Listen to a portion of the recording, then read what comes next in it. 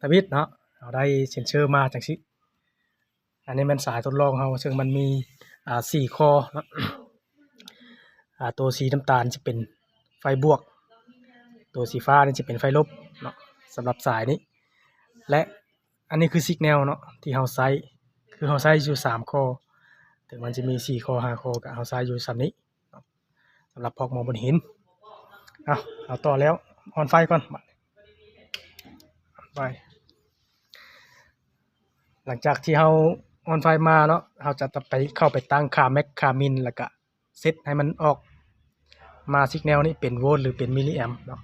ซึ่งเฮาจะเซตให้มันออกเป็นมิลลิแอมป์เนาะแล้วก็ค่าแม็กค่ามินซึ่งค่ามินเนาะเฮาจะเซตอยู่ที่100ส่วนค่าแม็กจะเซตอยู่ที่250มาเบิ่งวิธีเฮ็ดตามนี้เนาะกด2ปุ่มนี้เนาะก็คือ T1 กับ T2 ค้างไว้จนทอมันขึ้นโปรนี่ขึ้นโปรแล้วเนาะขึ้นโปรแล้วปุ๊บกด2บาทอีก2ปุ่มนี่กดพร้อมกันปุ๊บบาทนึงนี่ก็คือค่ามินแล้วตอนนี้เนาะซึ่งมันอยู่ที่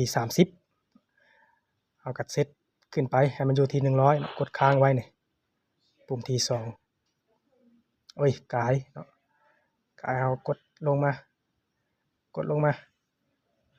นี่ที่1คือลบเป็นกดลง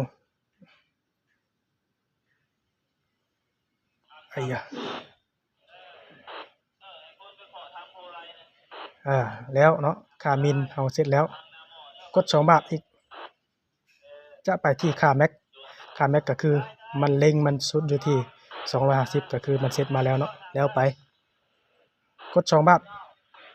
ปึ๊บกด2บาทอีกเซฟแล้ว